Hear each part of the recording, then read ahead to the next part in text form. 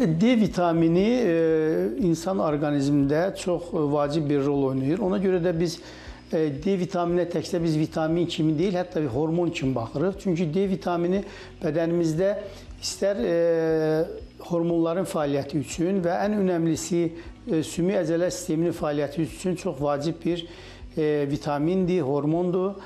Və Azərbaycan bir endemik zona olaraq təəssüf ki, əhalinin 75-80%-də D vitamini yetməzliyi, bəzi hallarda defisitinə biz rast gələ bilirik.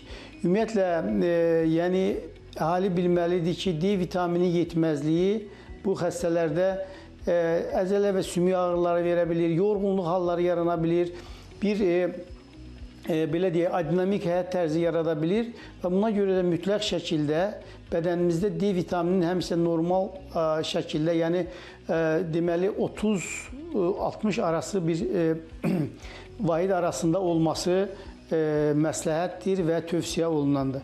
Yəni D vitamini çatmırsa nə baş verir? Sümük əzələ sistemində bildiyimiz kimi sümük əzələ sisteminin əsas strukturasını təşkil edən kalsium, fosfor elementlərdir və sümüklərdən başlayıb bu elementlər yuyulmağa və bədən parçalanır və bu şəkildə də sümüklərdə əvvəl osteopeniya, daha sonra isə osteoporoz yaranır. Bunlar isə zaman keçdikcə sümüklərin zəifləməsi və sınmasına gətirib çıxarda bilir.